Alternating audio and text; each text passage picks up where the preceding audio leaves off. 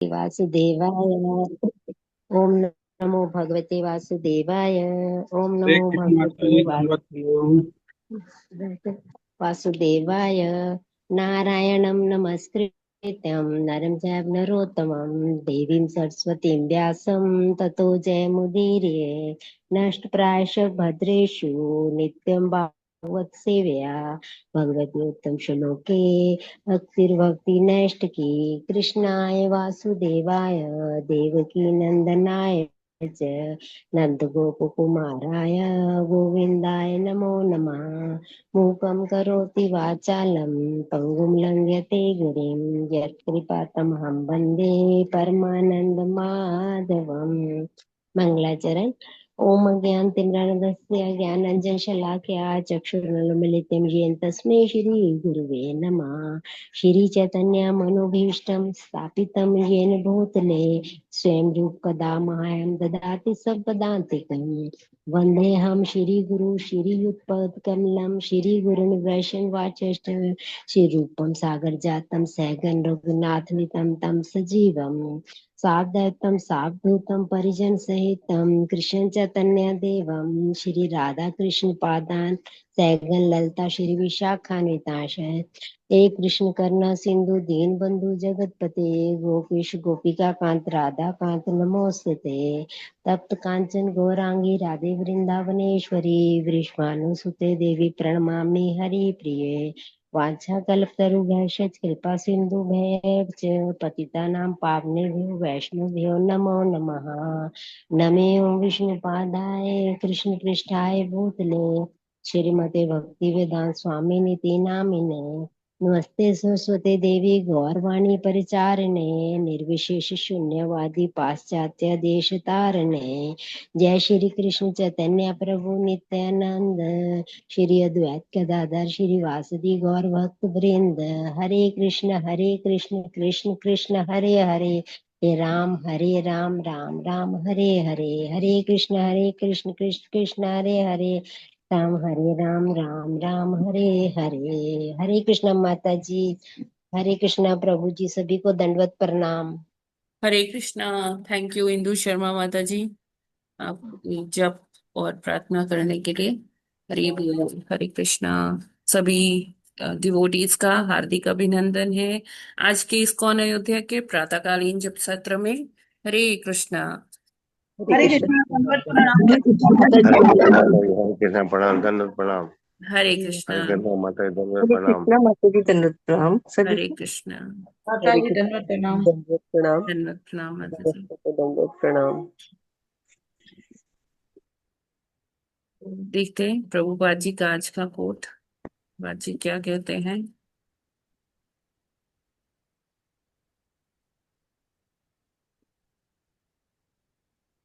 आज है 8 जुलाई और प्रभुपाद जी कहते हैं, मैं तुम्हारा आध्यात्मिक पिता हूँ और श्री कृष्ण तुम्हारे आध्यात्मिक पति।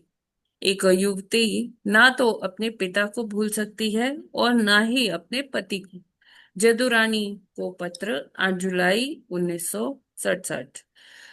तो जदुरानी माता जी प्रभुपाद जी को पत्र लिखती है कि वो कैसे कृष्ण की सेवा और अच्छे से कर सकती हैं, कैसे वो हर चीज को अ, कृष्ण भावनामृत होकर कर सकती है। इस तरह का पत्र जदुरानी माता जी अपने गुरु महाराज श्रील प्रभुपाद जी को पत्र में लिखती है। तो पत्र प्रभुपाद जी रिप्लाई करते हैं और बताते हैं कि उनको किस प्रकार समय को बैलेंस करके कार्य करना चाहिए।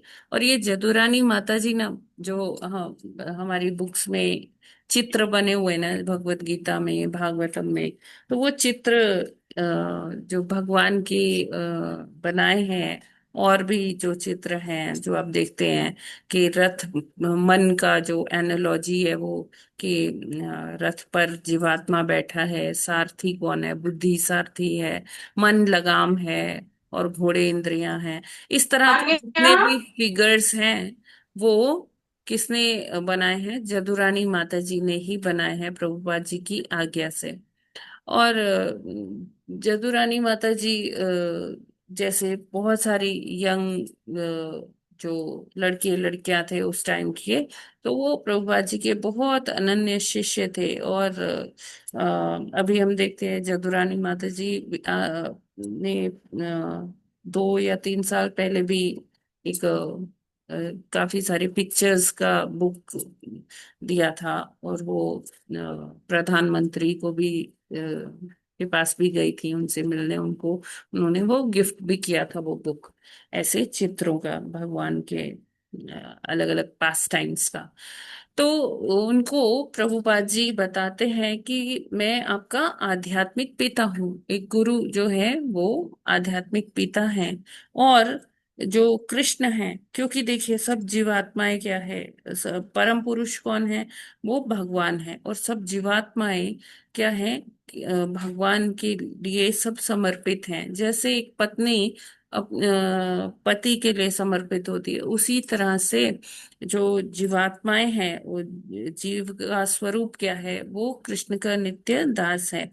तो उसी तरह से सभी के जो आध्यात्मिक जो पति हैं, आध्यात्मिक जो मतलब जो हमारे गंतव्य हैं, वो कौन है, वो कृष्ण है। तो उन्हीं के लिए, उन्हीं को प्राप्ति के लिए हर जीवात्मा अपना अपना प्रयास करती रहती है। तो प्रभुपाद जी कहते हैं कि जैसे एक कन्या होती है, तो वो ना तो अपने पिता को भूल पाती है और ना ही अपने पति को कभी भूल पाती है। वो दोनों को बराबर वो ध्यान रखती है। तो उसी प्रकार हमें ना तो अपने आध्यात्मिक गुरु को कभी भूलना चाहिए, ना ही कृष्ण को भूलना चाहिए। ऐसा प्रभुपाद जी बताते हैं अपने पुस्तकों में कि दोनों की कृपा जरूरी है हमारी आध्यात्मिक उन्नति के लिए। गुरु की कृपा भी जरूरी है और भगवान की कृपा भी जरूरी है। तो जब गुरु की कृपा होती है और एक शिष्य का प्रयास होता है, तब जाकर भगवान भी जब गुरु का आशीर्वाद होता है, शिष्य का प्रयास होता है, तब भगवान भी अपनी कृपा करते हैं। क्या होता है कि जब हमारी ये आध्यात्मिक यात्रा हम शुरू करते हैं, तो भगवान की कृपा से हमें प्रामाणिक गुरु प्राप्त होते हैं।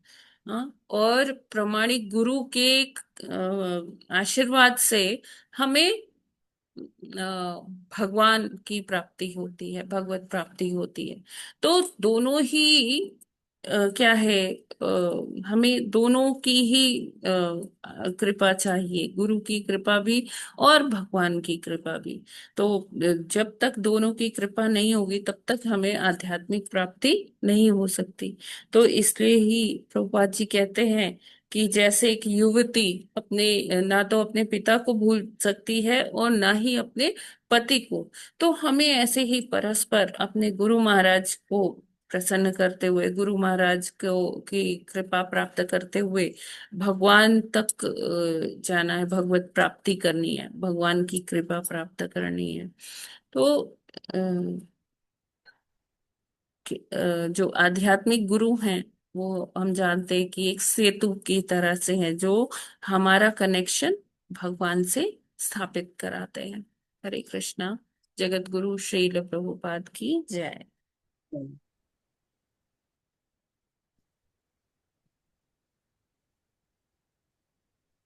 ये क्लियर है ना? हरे कृष्णा। इसमें कोई? जी माता जी, भगवान जी जी माता जी। चैत्य गुरु कहलाते हैं ना? हाँ, भगवान चैत्य गुरु है, हम सबके हृदय में वास करते हैं परमात्मा स्वरूप में, और हमें गाइड भी करते हैं। जी यस। जी। हरे कृष्ण माता जी, मैंने सुना नहीं थोड़ा सा बीच का। तो भगवान को पिता कहा गया है, पूर्व में इसमें पति कहा गया है, तो थोड़ा डिफरेंस नहीं है? देखिए, गुरु क्या होते हैं, हमारे आध्यात्मिक पिता होते हैं। ठीक है। और भगवान तो परम पिता है ही, गुरु के भी पिता कौन है, भगवान ही है ना। लेकिन एक शिष्य जब अपना आध्यात्मिक सफर शुरू करता है, आध्यात्मिक यात्रा शुरू करता है, तो भगवान को की प्राप्ति के लिए वो हमें मार्ग दिखाते हैं, एक पिता की तरह से हमें गाइड करते हैं। ठीक है। और क्या है, जैसे हम देखिए आरती में भी गाते हैं कि तो सब तुम हो क्या सबके प्राणपति, है ना।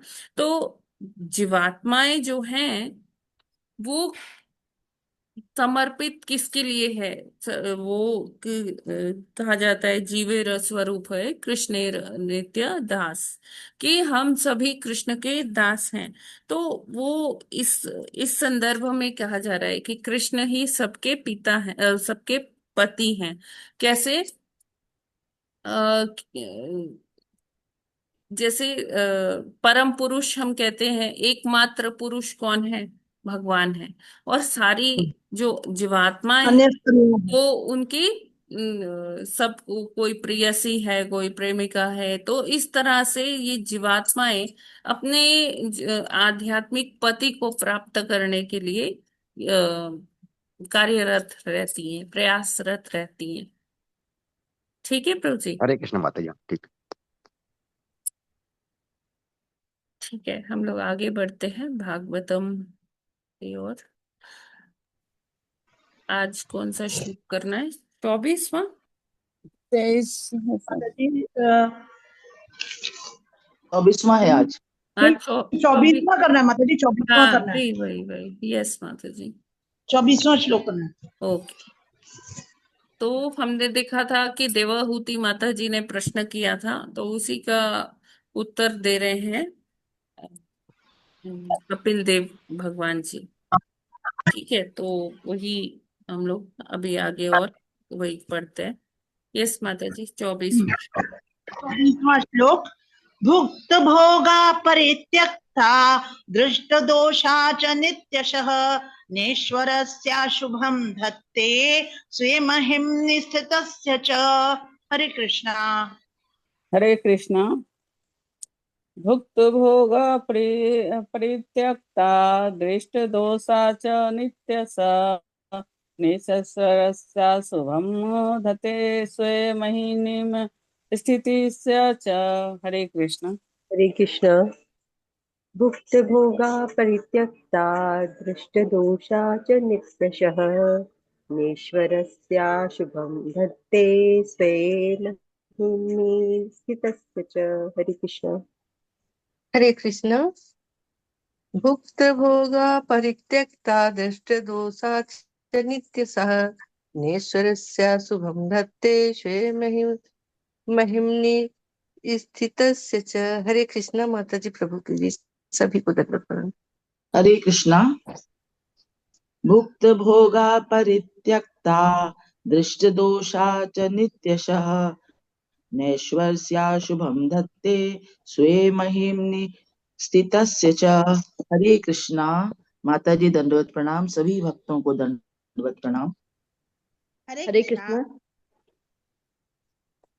भुक्त भोगा परित्यक्ता दृष्ट दोषा च नित्यस नेश्वरस्य शुभं धत्ते स्वये महिम्न स्थिरस्य च। हरे कृष्णा। भुक्त भोग परित्यक्ता दृष्ट दोषा च नित्य सह नेश्वरस्य शुभम यते धते स्वे महिमनि स्थितस्य च। हरे कृष्णा। हरे कृष्णा। हरे भुक्त कृष्णा। भोगा परित्यक्ता दृष्ट दोषा च नित्यः नेश्वरस्य शुभम धत्ते स्वे महिम्नि स्थितस्य च। हरे कृष्णा। माता जी दंडवत प्रणाम। सभी भक्तों को सादर प्रणाम। हरे कृष्णा।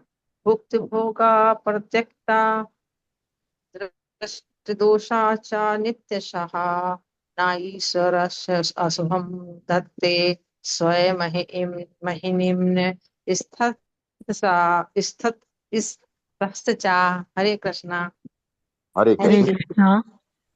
भुक्त भोगा परित्यक्ता दृष्टदोषा च नित्यशः ईश्वरस्य शुभं दत्ते स्वे महिम्नि स्थितस्य च। हरे कृष्णा। हरे कृष्ण। भुक्त भोगा परित्यक्ता द्रष्ट दोषा च नित्यश नीश्वर ईस्या शुभम धत्ते स्वे महिमनि स्थिति से च। हरे कृष्ण। हरे कृष्णा। भुक्त भोगा परित्यक्ता दृष्टोषा च नित्यश नैश्वर्य शुभम धत्ते स्वे महिमिन स्थितस्या च। हरे कृष्णा। सभी को दंडवत करना। हरे हरे कृष्ण। कृष्ण। मैं पढ़ूं? भुक्त भोगा परित्यक्ता दृष्टदोषा च इत्यसा न ईश्वरस्य अशुभं धेते स्वमहिम्नि स्थितः च। हरे कृष्ण। सभी को दंडवत प्रणाम। हरे कृष्णा माता जी, मैं पढ़ूं आज? हाँ पढ़िए माता जी। यस। हरे कृष्णा। धन्यवाद माता जी। हरे कृष्णा। दंडवत प्रणाम सभी भक्तों को। दंडवत प्रणाम। श्लोक संख्या 24 से शब्दार्थ एवं अनुवाद एवं तात्पर्य श्रील प्रभुपाद जी द्वारा। श्रील प्रभुपाद जी की जय। शब्दार्थ। भूत भुक्त भोगा हुआ, भोगा भोगः भोग, परित्यक्ता छोड़ा हुआ, दृष्ट खोजा हुआ, दोष त्रुटि, च तथा, नित्यशः सदैव, न नहीं, ईश्वरस्य स्वतंत्रता, अशुभम हानि, भक्ते नुकसान पहुंचाती है, स्वे महिम्नि अपनी कीर्ति में, स्थितस्य स्थित, च तथा। अनुवाद श्री प्रभुपाद जी द्वारा। श्री प्रभुपाद जी की जय। प्रकृति पर अधिकार जताने की इच्छा के दोषों को ज्ञात करके और फल स्वरूप उस इच्छा को त्याग करके जीवात्मा स्वतंत्र हो जाता है और अपनी कीर्ति में स्थित हो जाता है। हरे कृष्ण। तात्पर्य श्रील प्रभुपाद जी द्वारा। श्रील प्रभुपाद जी की जय। तात्पर्य। चूंकि जीव भौतिक साधनों का वास्तविक भोक्ता नहीं है, तथा असफल रहती है। फलस्वरूप वह सामान्य जीव की अपेक्षा अधिक शक्ति चाहता है और परम भोक्ता के अस्तित्व में लीन हो जाना चाहता है। इस प्रकार वह अधिक भोग की योजना बना लेता है। जब कोई सचमुच भक्ति में स्थित होता है तो वह उसकी स्वतंत्र स्थिति होती है। आत्मज्ञान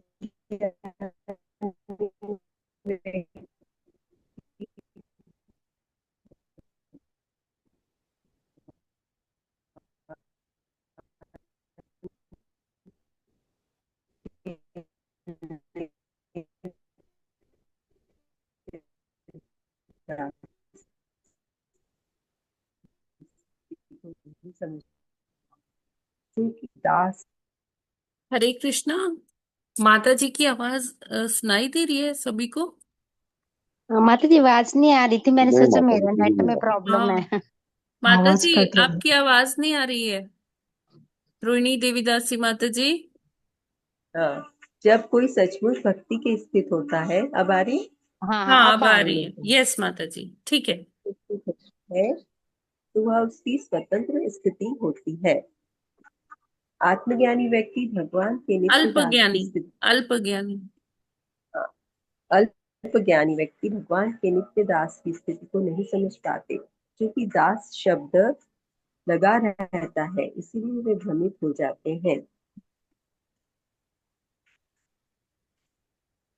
आपने ऊपर कर दिया ऊपर। अब फिर आवाज नहीं आ रही है।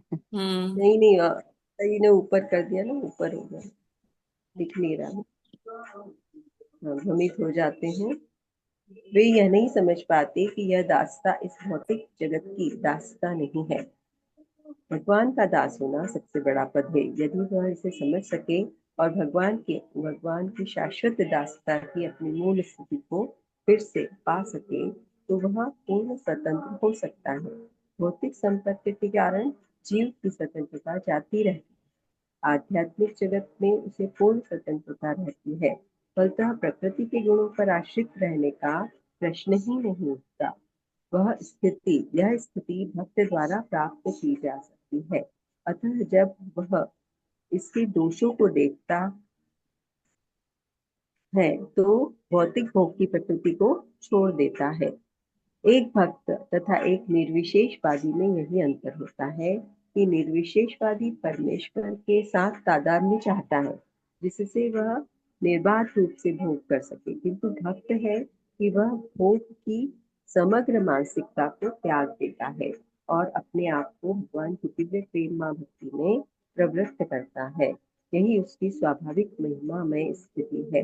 इस समय वह ईश्वर पूर्ण, ऊपर कर दो, समय वह ईश्वर पूर्ण स्वतंत्र होता है। इस समय वह ईश्वर पूर्ण स्वतंत्र होता है। परमेश्वर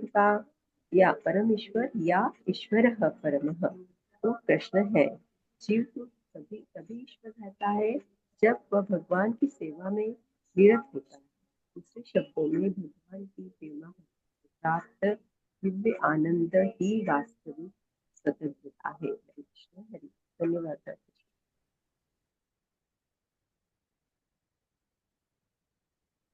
दूसरे शब्दों में भगवान की प्रेमा भक्ति से प्राप्त दिव्य आनंद ही वास्तविक स्वतंत्रता है। तो यहाँ पर भगवान कपिल देव जी बता रहे हैं कि कई बार क्या होता है कि भौतिक जो वोकैबलरी होती है, वोकैबलरी को क्या कहते हैं, जो हम पढ़ते हैं कि दास, दास का क्या मतलब होता है, दास का मतलब शब्दकोश। शब्दकोश। ओके। तो जो ये भौतिक शब्दकोश है उसके अनुसार दास शब्द को ना बहुत तुच्छ, बहुत निकृष्ट सा समझा जाता है। जब कहा जाता है जीवेर स्वरूप है कृष्णेर नित्य दास, तो ऐसा होता है दास, अरे हम दास हैं क्या? तो क्यों? क्योंकि दास को यहाँ भौतिक जगत में स्लेवरी स्लेवरी से जाना जाता है कि जिसके पास कोई फंडामेंटल राइट्स नहीं है, कुछ उसके अधिकार नहीं है, और जैसा मालिक कहेगा वैसा करना पड़ेगा, है ना। ना उसको अच्छे से भोजन दिया जाता है, ना अच्छे से वस्त्र दिया जाता है, बस दिन भर उससे काम करवाया जाता है, काम करवाया जाता है, उसको अमानवीय स्थिति में रखा जाता है। जैसे कि हमने अपने पुस्तकों में पढ़ रखा है स्लेवरी क्या होती है, दासता क्या होती है। तो जब हम आध्यात्मिक जगत की दासता की कंपैरिजन, ये दास शब्द जब आता है, तो जब हम उस स्थिति से कंपैरिजन करते हैं, कहते हैं कि हम भक्ति कर रहे हैं क्योंकि हमें दास बनना है। अच्छा, ये तो सही नहीं है, क्योंकि हमारे मन में दास की जो एक अवधारणा है वो बहुत ही गलत है ना। गलत क्या है? भौतिक जगत में ऐसे ही होता है कि अगर कोई किसी का दास हो जाए तो बहुत कष्टकारी स्थिति होती है।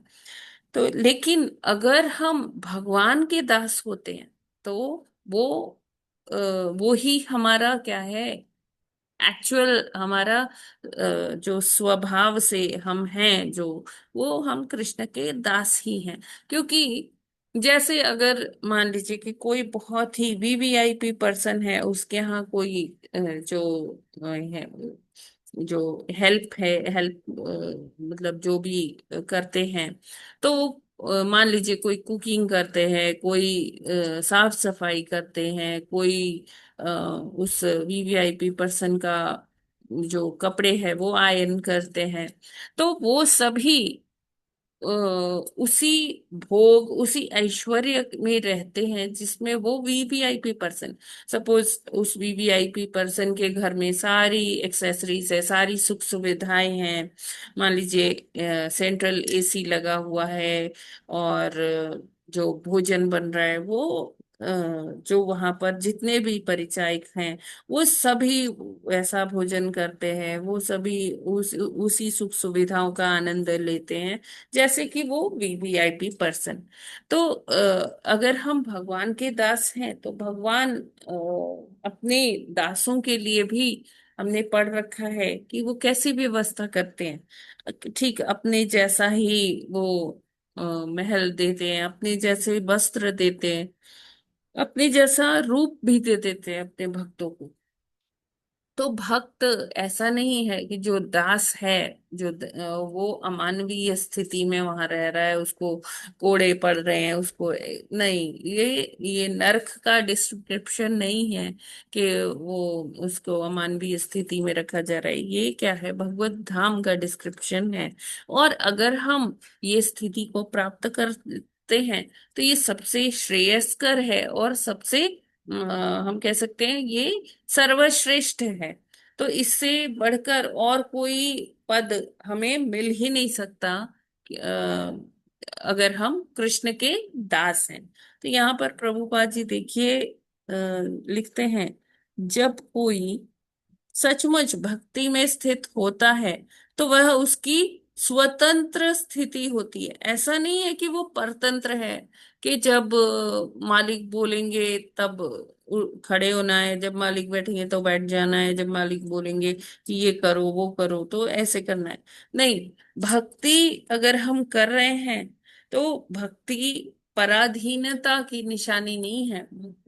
जो अगर जैसे जो हम स्वतंत्र अपने आप को कहते हैं, तो एक्चुअली हम वैसे स्वतंत्र नहीं है। क्यों? क्योंकि हम प्रकृति के जो गुण हैं उसमें बंधे हुए हैं। लेकिन जब भक्ति में एक व्यक्ति एक स्तर पर, उच्च स्तर पर पहुंच जाता है, तो वो प्रकृति के नियमों, प्रकृति के गुणों से वो स्वतंत्र हो जाता है, बद्धावस्था से वो मुक्त हो जाता है। तो इसको कहते हैं असली स्वतंत्रता। तो जब हम भक्ति करेंगे तीनों गुणों से हम फ्री हो जाएंगे। तो उसकी बात कर रहे हैं यहाँ प्रभुपाद जी। फिर कहते हैं अल्पज्ञानी व्यक्ति भगवान के नित्य दास की स्थिति को नहीं समझ पाते। क्योंकि दास शब्द लगा रहता है इसलिए वे भ्रमित हो जाते हैं। जैसे अभी हमने डिस्कस किया कि उनको लगता है कि जैसे भौतिक जगत में दास की स्थिति होती है, कहीं वैसी ही तो हमारी स्थिति नहीं होने वाली है। तो ये जो संदेह है, ये क्या करता है कि भक्तों को के मन में जब ऐसा संदेह आता है तो उनको लगता है कि कहाँ फंस गए, अरे ये क्या हम कर रहे हैं। लेकिन जब सही ज्ञान मिलता है, प्रामाणिक गुरु से हमें शिक्षा मिलती है, तब हमारी ज्ञान चक्षु जागृत होते हैं।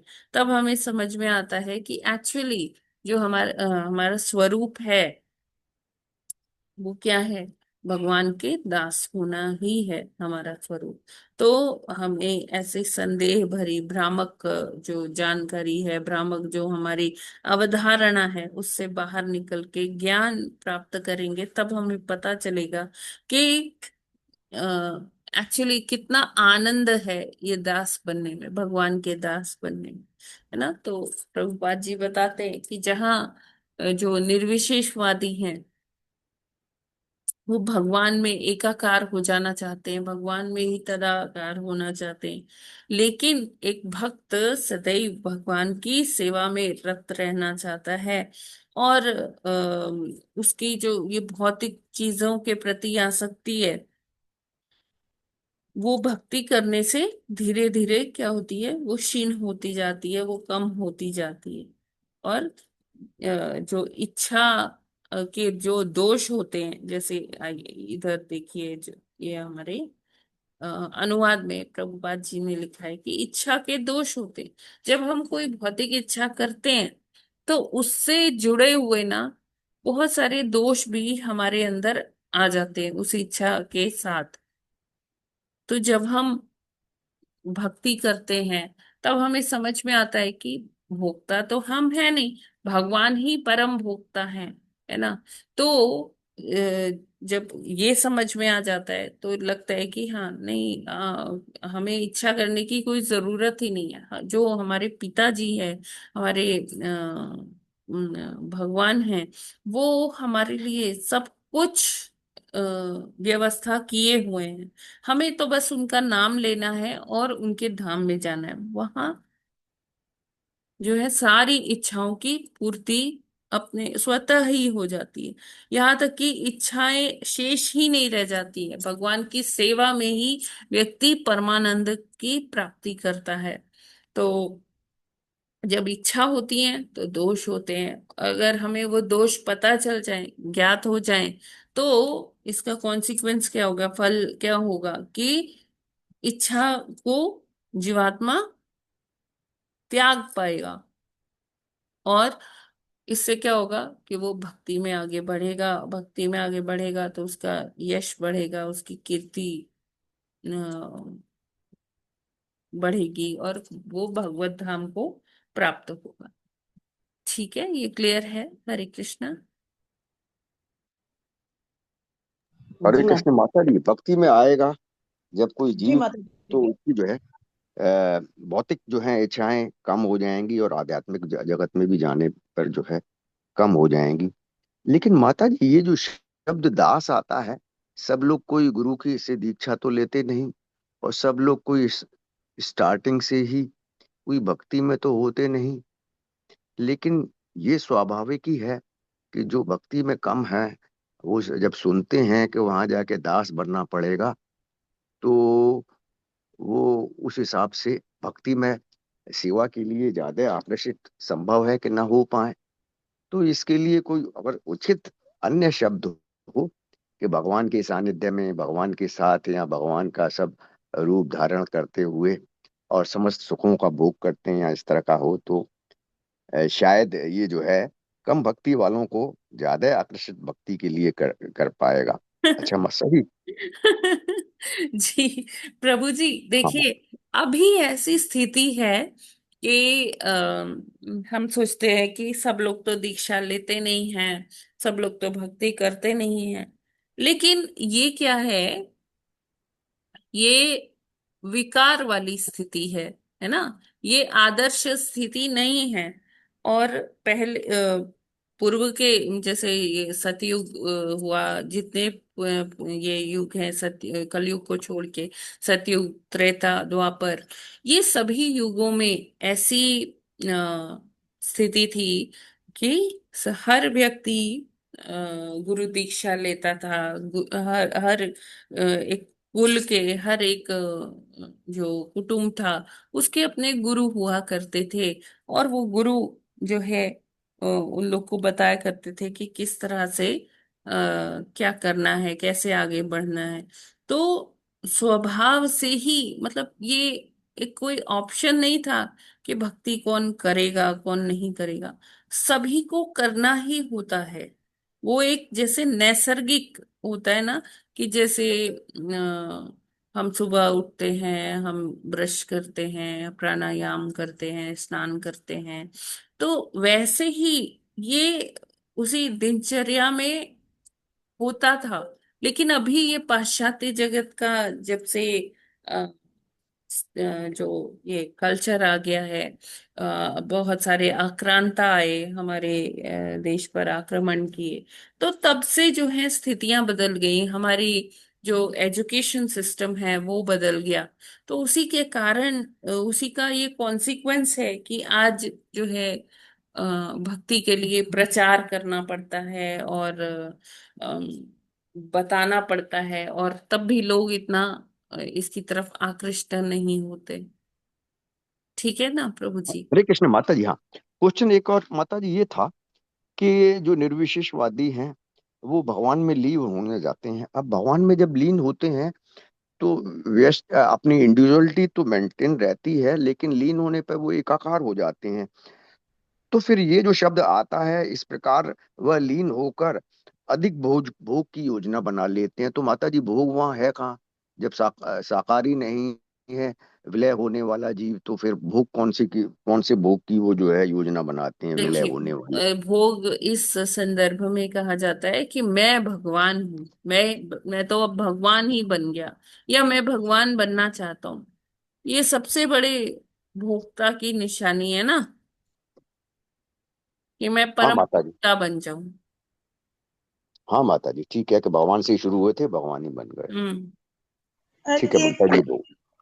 माता जी, हरे कृष्ण जैसे माता। मान लीजिए कि भक्ति के विधि विधान पहले से नहीं आरंभ किए हुए, लेकिन शुरुआत से यानी बचपन से ही प्रेमा भक्ति जरूर है, मतलब प्रेम जरूर करते हैं भगवान से बहुत, और उन्हें बिल्कुल अपने मतलब समीप ही मानते हैं, तो ये क्या अवस्था हुई? क्या बद अवस्था में हुआ मनुष्य या वो स्वतंत्र अवस्था में आएगा? ऐसा देखिए, प्रेम तो जो कर रहे हैं वो ठीक है, लेकिन अगर साथ में इच्छाएं भी हैं तो वो अभी बद्धावस्था में ही है। ठीक है ना? हरे कृष्णा। हरे कृष्ण माता जी। जी। माता जी का हो गया हो, तो जब भगवान की भक्ति में लगा रहता है तो अच्छा भक्त जो है यश और महिमा में यश प्राप्त करता है, महिमा में हो जाता है। तो यश किससे प्राप्त करता है वो? और दूसरी चीज ये बताए, इस समय वह ईश्वर या या स्वतंत्र होता है, तो स्वतंत्र को ईश्वर क्यों कहा गया है? स्वतंत्र को ईश्वर कहा गया है, कैसे? हाँ माता जी, लास्ट लाइन है इसकी। हाँ। तात्पर्य कि प्रेमा भक्ति में प्रवृत्त करता है, यही उसकी स्वाभाविक महिमा में स्थिति है। ठीक है, कोई बात नहीं, भक्ति में है तो महिमा है, है। इस समय वह ईश्वर, शायद जीवात्मा को ही तो कहा गया है, इस समय वह ईश्वर पूर्ण स्वतंत्र होता है। जीव के लिए ही कहा गया है माता जी, इस समय वो ईश्वर, वास्तविक ईश्वर या ईश्वर परम है तो भगवान श्री कृष्ण ही है। तो अब जीव को ईश्वर शब्द का एक्चुअली क्या वर्ड है कि जीव को ईश्वर कह दिया गया है? नहीं नहीं नहीं, जीव को ईश्वर नहीं कहा गया है प्रभु जी। देखिए, इस समय वह ईश्वर पूर्ण स्वतंत्र होता है। ईश्वर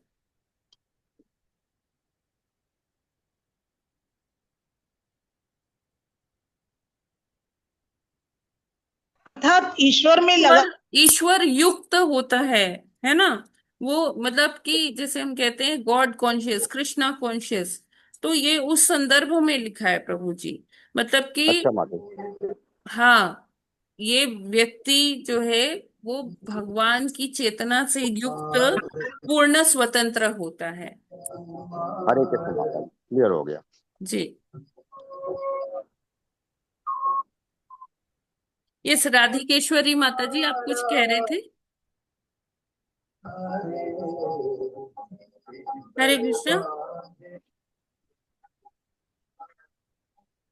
ओके, शायद माता जी का नेटवर्क नहीं है। हरे कृष्णा माता जी, इसमें जी। लिखा है ना, क्लियर लिखा है। हाँ। हरे कृष्ण। हाँ जी, ये बताएं। आपने ऊपर कर दिया माता जी, अच्छा अच्छा, लीजिए लीजिए। लास्ट की जो 3 लाइन है हाँ। वो ये परम ईश्वर है या ईश्वर है, परम तो कृष्ण है, ये साफ लिखा हुआ है इसमें। हम्म। जीव तो तभी ईश्वर रहता है, जीव तो अपने रहता है ईश्वर जब वह भगवान की सेवा में नहीं रहता है, यस। तब ये तो स्पष्ट है इसमें बिल्कुल। जी जी जी। तो हमें भगवान की प्रेमा भक्ति से ही प्राप्त दिव्य आनंद ही हमारा वास्तविक स्वतंत्रता है। जी बिल्कुल जी सुंदर माता सा जी। प्रभु जी ने पूरा एक एक क्लियर है, यस। स्पष्ट है। हरे कृष्णा, हरे बोल। हरे कृष्णा। थैंक यू माता जी।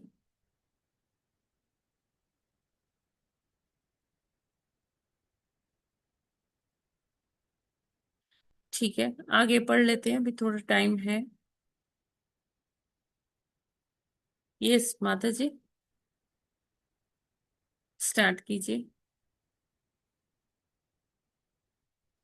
यथा हि अप्रतिबुद्धस्य प्रस्वापः बहु अनर्थभृत्, स एव प्रतिबुद्धस्य न वै मोहाय कल्पते। हरे कृष्णा। यथा हि अप्रतिबुद्धस्य प्रस्वापो भवनर्थभृत्, स एव प्रतिबुद्धस्य न वै मोहाय कल्पते। हरे कृष्णा। हरे कृष्ण। हरे कृष्णा। यथा प्रतिबुद्धस्य प्रस्वापो बहवनर्थभूत, स एव प्रतिबुद्धस्य न वै मोहाय कल्पते। हरे कृष्ण। हरे हरे कृष्णा। कृष्ण। यथा प्रतिबुद्धस्य प्रस्वपो विहनर्थमृत, स एव प्रतिबुद्धस्य न भय मोहाय कल्पते। हरे कृष्णा। हरे कृष्ण।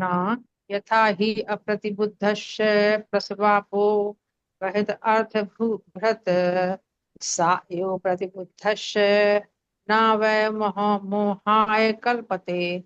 हरे कृष्णा, सभी को दंडवत। हरे कृष्णा। यथा यथा प्रतिबुद्धस्य प्रस्वापो बृहनर्थभृत स एव प्रतिबुद्धस्य न वै मोहाय कल्पते। हरे कृष्णा। हरे कृष्णा। यथा प्रतिबुद्धस्य प्रस्वापो बहु अनर्थभृत स एव प्रतिबुद्धस्य न वै मोहाय कल्पते। हरे कृष्णा, सभी को दंडवत हरे प्रणाम। कृष्णा, दय धन्यवाद प्रणाम। यथा प्रतिबुद्धस्य स्वपो बृहन्नर्थभृता स एव प्रतिबुद्धस्य न वै मोहाय कल्पते। हरे कृष्णा। यस माता जी, हरे कृष्णा।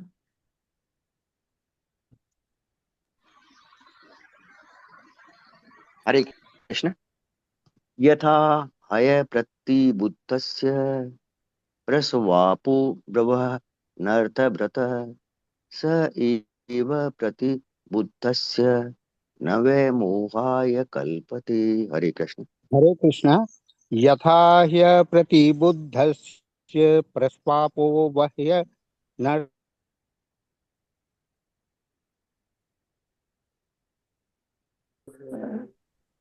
हरे कृष्णा, सभी को दंडवत प्रणाम। यथा हि प्रतिबुद्धस्य प्रस्वाप बहु अनर्थभृत् स एव प्रतिबुद्धस्य न विमोहाय कल्पते। हरे कृष्णा, सभी को दंडवत। हरे कृष्णा, सभी को दंडवत प्रणाम। यथा प्रतिबुद्धस्य प्रस्वापो बहनर्थभृत स एव प्रतिबुद्धस्य न वै मोहाय कल्पते। हरे कृष्णा, दंडवत प्रणाम। हरे कृष्ण। यथा प्रतिबुद्धस्य तत्स्वापो भवेनर्थभृत् स एव प्रतिबुद्धस्य न वै मोहाय कल्पते। हरे कृष्ण। हरे कृष्णा। यथा या प्रतिबुद्धस्य प्रस्वापो बृहन्नर्थभृत् स एव प्रतिबुद्धस्य न वै मोहाय कल्पते। यस, कौन पढ़ेगा? हरे हरे कृष्णा। कृष्णा माता जी, मैं माता जी पढ़ूं? ने मैं पढ़ू माता जी? सुधा माता जी, आपने अभी पहले ही पढ़ा था। मैं पढ़ूं? मैं ठीक माता है, जी पढ़ू मैं माता पढ़ जी। लूं। ठीक है प्रभु जी, आप पढ़िए। हरे कृष्ण। शब्दार्थ, अनुवाद तथा तात्पर्य शील प्रभुपाद जी द्वारा। शील प्रभुपाद जी की जय। शब्दार्थ। यथा जिस प्रकार, हे निसंदेह, अप्रतिबुद्धस्य सोने वाले का, प्रस्वापः स्वप्न, बहु अनर्थ व्रत अनेक अशुभ बातें उत्पन्न करने वाला, सह एव वही स्वप्न, प्रतिबुद्धस्य जगने वाले का, न नहीं वे निश्चय ही, मोहाय मोहग्रस्त करने हेतु कल्पते समर्थ है। अनुवाद शील प्रभुपाद जी द्वारा। स्वप्नावस्था में मनुष्य की चेतना प्राय ढकी रहती है और उसे अनेक अशुभ वस्तुएं देखती हैं, किंतु उसके जगने पर, पूर्ण चेतना होने पर, ऐसी अशुभ वस्तुएं उसे विभ्रमित नहीं कर सकती। तात्पर्य।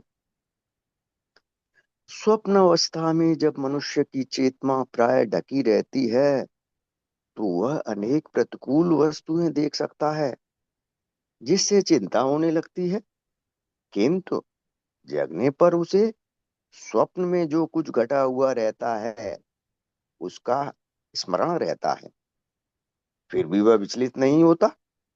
इसी प्रकार आत्म साक्षात्कार की स्थिति अथवा परमेश्वर के साथ अपने वास्तविक संबंध को समझने की स्थिति होने पर मनुष्य पूर्णतया संतुष्ट हो जाता है और भौतिक प्रकृति के तीनों गुण जो सभी उद्विग्नताओं की जड़ हैं उसे प्रभावित नहीं कर पाते।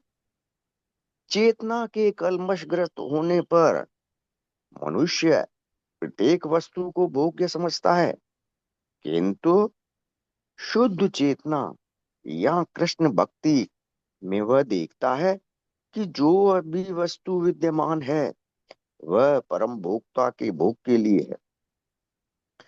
स्वप्न अवस्था तथा जागृत अवस्था में यही अंतर है। कलमशग्रस्त चेतना की तुलना स्वप्न चेतना से और कृष्ण चेतना की तुलना जीवन के जागृत चेतन अवस्था से की गई है। वस्तुतः जैसा श्रीमद् भागवत गीता में बताया गया है, भगवान श्री कृष्ण ही एकमात्र परम भोक्ता हैं। जो कोई यह समझ सके कि भगवान श्री कृष्ण ही तीनों लोकों के स्वामी और सबके सखा हैं, वह शांत तथा स्वतंत्र माना जा सकता है।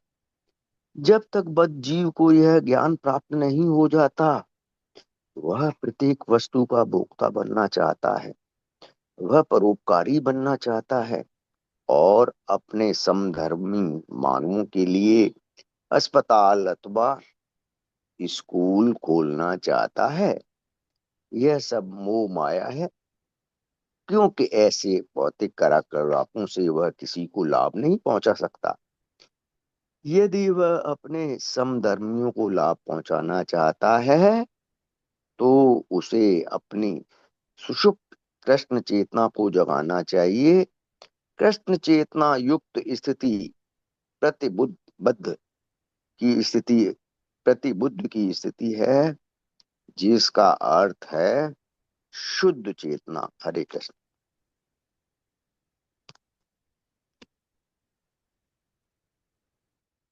हरे कृष्ण माता। यस प्रभु जी।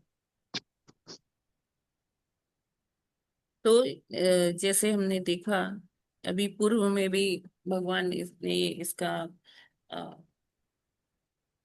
उदाहरण किया था स्वप्न वाली अवस्था का।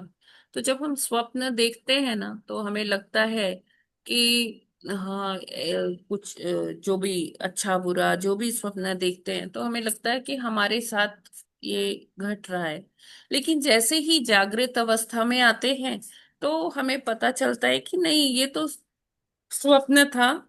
और हम फिर उससे विचलित नहीं होते, हमें लगता है कि हाँ ये अवस्था थी। तो उसी तरह से जब हम भौतिकता में हैं, भौतिक जगत में हैं, तो हम उसी तरह से भ्रम में आ जाते हैं, पड़ जाते हैं कि हाँ ये मेरा घर है, ये ये मुझे ये कार्य करना है, ये कार्य की प्राथमिकता है मेरे लिए, मुझे सफल व्यक्ति बनना है। तो हम ऐसे ही भ्रामक होते रहते हैं, सॉरी भ्रम से ग्रस्त होते रहते हैं। ऐसे भ्रामक जो विचार है हमारे मन मस्तिष्क को एक वो बना देते हैं। जैसे डस्टबिन होता है ना, डस्टबिन में सारा स्क्रैप हम घर का फेंकते हैं, तो उसी तरह से हम हमारे मन पर ऐसे मानस पटल पर ऐसे विचार आते रहते हैं कि भौतिकता से पूर्ण कि ये चाहिए वो चाहिए, मुझे ये करना है वो करना है। तो इस तरह से ऐसी जो स्थिति है वो कैसी है कि जब हम अपने आप को भूले हुए हैं, हमें याद ही नहीं है कि हम कौन हैं, और हम लगे हुए हैं सुख की तलाश में, कोई भौतिक पद की तलाश में, प्रतिष्ठा की तलाश में। लेकिन जब हमें प्रामाणिक गुरु के द्वारा ये ज्ञान मिलता है और हम जागृत अवस्था में आते हैं, जग जाते हैं, तब हम किसी भी चीज से विचलित नहीं होते, है ना। चाहे वो कुछ भी हो, अ, धन का अभाव हो या किसी और प्रकार का अभाव हो, तब भी जो भक्त है, जो भक्ति कर रहा है, वो आ, ये सब चीज से एकदम विलग रहता है, अपने को अलग रखता है। ठीक है, क्योंकि उसे पता है कि ये सारी जो स्थितियां हैं ये यहाँ पर स्वप्न की तरह से ही है, और मुझे उस स्वप्न में नहीं जीना है। मुझे क्या करना है, भगवान की भक्ति करनी है, प्रेमा भक्ति करनी है, और इधर इस भौतिक जगत से निकल जाना है। ठीक है, ये क्लियर है? हरे कृष्णा।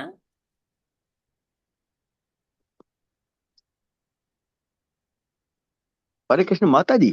जी ये जो श्लोक है, इसमें शुद्ध जो है चेतना या शुद्ध भक्ति के बारे में सारा है, जो कि भौतिक जगत को पार करके आध्यात्मिक जगत के लिए बहुत जरूरी है। क्योंकि जब तक बिल्कुल शुद्धता नहीं होगी तब तक भौतिक तथा सूक्ष्म आवरण कैसे दूर होंगे।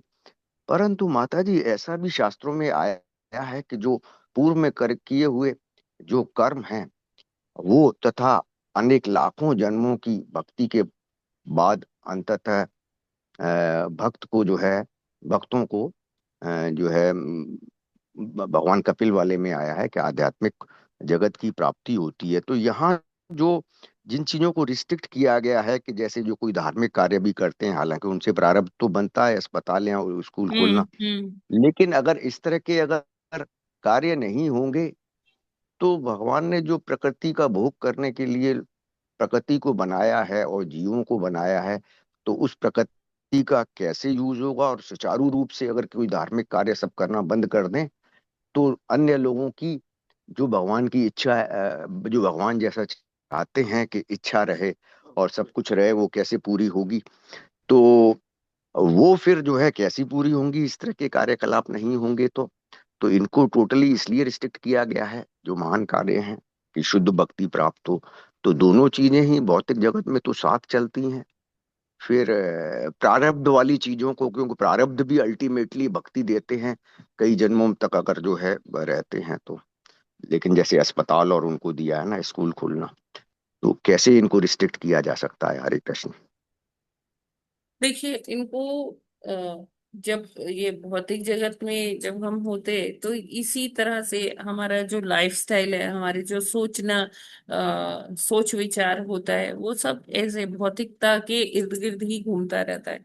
लेकिन जब हमें प्रामाणिक गुरु की प्राप्ति होती है, ये ज्ञान मिलता है, तब हमें पता चलता है कि हम तो एक जैसे रुग्णावस्था में थे, हम तो रोगी के भांति हैं, या हम एक वो बद्धावस्था में बंधे हुए हैं। तो ये सब जब तक हम प्रचार हमारा अच्छा नहीं होगा, सही से प्रचार नहीं करेंगे भगवान के संदेश का, तब तक हम ऐसे ही फंसे रहेंगे। और ये भौतिक जगत है ही इसीलिए कि दिन प्रतिदिन ये क्या करता है, सभी मनुष्यों का एक तरह से क्लेंजिंग करता है, उसका धीरे धीरे उसे शुद्धिकरण के लिए प्रेरित करता है, शुद्धिकरण करता है। तो ये जो ज्ञान है, ये हमें, ये कथा हमें सुननी चाहिए, भगवान के पवित्र नामों का आश्रय लेना चाहिए, रोज जप करना चाहिए। तभी हम इस स्थिति से निकल सकते हैं। और मतलब हम ही नहीं, पूरा समाज इस तरह से जितना डिपेंड करता है, जितनी तीव्रता से प्रचार होगा, उतना ही हम इससे बच पाएंगे। ठीक है प्रभु जी। हरे हाँ कृष्ण। माता जी, हरे कृष्ण। हरे कृष्ण। इस और कोई प्रश्न किसी का?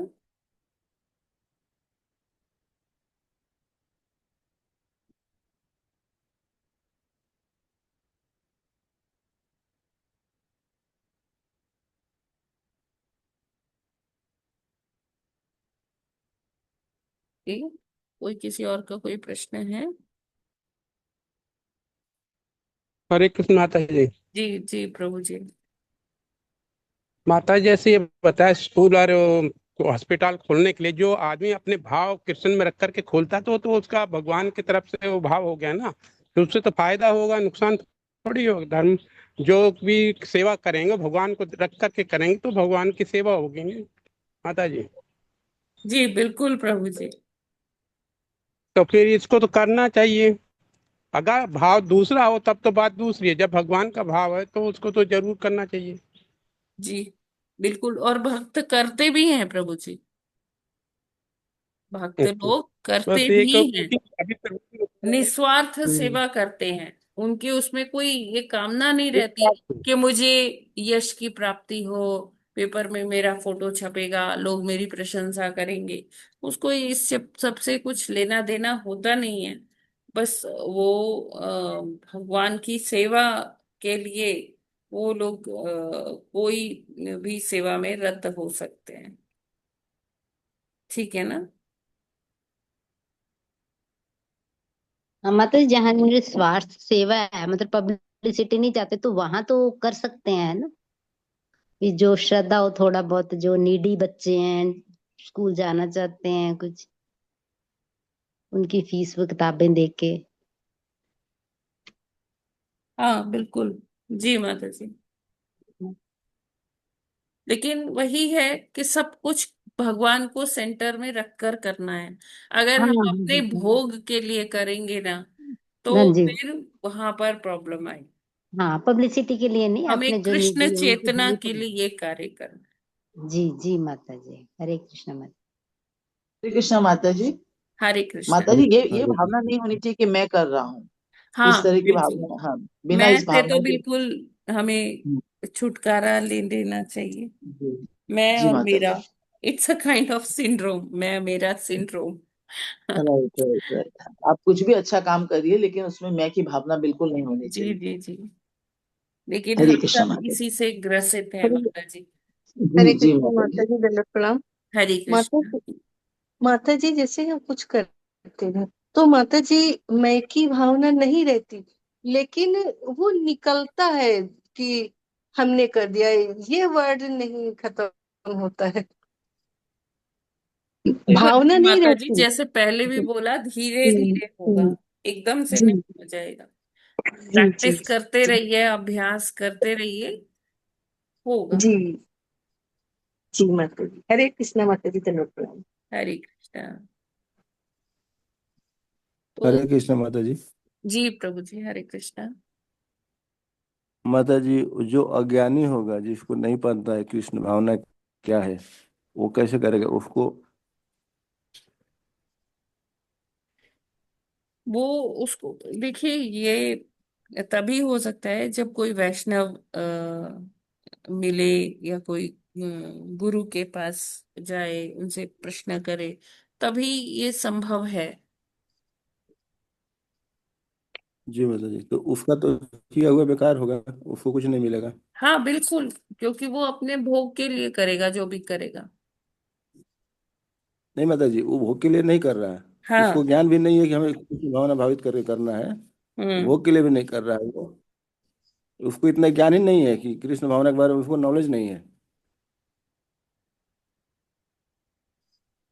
वो भक्ति लाइन में है नहीं, बट वो अपने नाम के लिए भी नहीं कर रहा है।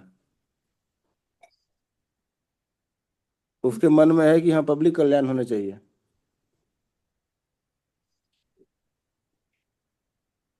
उसके मन में है कि पब्लिक का नहीं प्रभु जी, कहीं ना कहीं वो जो ये काम क्रोध लोभ मोह मत्सर्य होता है ना, जब तक व्यक्ति भगवान का नाम नहीं लेगा, तो उसके मन में ये रहता है प्रभु जी, कहीं ना कहीं at the back of the mind वो चीज होती है प्रभु जी। चाहे कोई कितना भी कह ले, नहीं नहीं ये ठीक है, मैं अपने लिए नहीं कर रहा, वो हमारे अंदर पूर्व जन्मों के संस्कार भरे हुए, कूट कूट के भरे हुए हैं। जब तक हम नाम जप नहीं करेंगे, तब तक हम इससे अलग नहीं हो सकते। जी माता ठीक है जी। प्रभु जी। हरे कृष्ण माता जी। जी माता जी, हरे कृष्ण। हरे कृष्ण।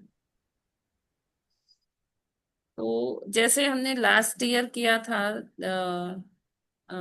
कार्तिक महीने में दामोदर अष्टकम, तो क्या आप लोग इस तरह से ये पूरे चातुर्मास्य में अलग अलग जो भजन है वो करना चाहते हैं क्या? जी माता जी, ये बहुत सुंदर माता जी। हाँ जी माता जी, माता बहुत जी। अच्छा था वो जो हाँ, शुरू। ठीक है। जी बहुत माता अच्छा जी। लगता है। तो फिर हम लोग कल से ही स्टार्ट कर लेते हैं। तो जी पहले जी हम माता लोग जी। ना वो करते हैं, बिल्व मंगल ठाकुर द्वारा रचित चौराष्टकम। ठीक है, तो जी मैं माता जी। जी माता जी, जी माता जी, जी बिल्कुल। जी ग्रुप माता जी। में सेंड कर देती हूँ। तो एक एक भक्त डेली जैसे कर सकते हैं, जिनका जपा का टर्न होगा ना वो लोग कर सकते हैं, या हाँ जपा के बाद माता जी एकदम से मेरा हमारा तो टर्न ही नहीं आएगा। अरे आ जाएगा माता जी, चिंता नहीं महाराज करिए, जी हो जाएगा। नंबर दे, नाम ही नहीं है माता जी उसमें हमारे भी हाँ लिस्ट में तो। ऐसा भी हो सकता है कि हाँ जपा के बाद सबका नहीं हो पाता है ना, गले जी में वो खराश आ जाती है, तो कोई दूसरे भक्त भी उसी टाइम रैंडमली सिलेक्ट कर लेंगे ना कि कौन बोलेगा। जी ठीक है, नहीं तो माता जी जो जपा वाली लिस्ट है उसमें नंबर 1 से स्टार्ट कर दें, मतलब आधा आधा कर लें, यदि लंबा है ज्यादा तो सभी का नंबर आ जाए। तो हमारे माता जपा जी नंबर अभी 21 है। चातुर्मास्य है ना, हाँ जी। वो बहुत हाँ तो लंबा माता जी चलेगा, कल आ सबका जाएगा। टर्न आ जाएगा। तो माता जी ये रोज का वो नहीं रहेगा, मैंने नहीं पढ़ा, मैंने वो ये जो लिस्ट है नंबर 1 से स्टार्ट कर लें यदि आप ठीक माता समझें जी तो। वही कह रही हूँ कि उसी समय सेलेक्ट कर लेंगे, ठीक है ना। ठीक है माता जी। हाँ हाँ हाँ। जप वाली लिस्ट में माता जी रामचरित रोहिणी माता जी आपकी आवाज बिल्कुल नहीं आ रही, कट कट के आ रही है, नेट में समझ रह नहीं आ जाती रहा। है। हरे कृष्णा। है उसके साथ चलना। माता जी आज आप भेजने का कष्ट करेंगे ना जी। हाँ हाँ बिल्कुल बिल्कुल माता जी कल हम कर लें वो चौराष्टकम, कल कर लें। ओके माता जी कर लीजिए। जी कल हम कर लेंगे। जी माता जी।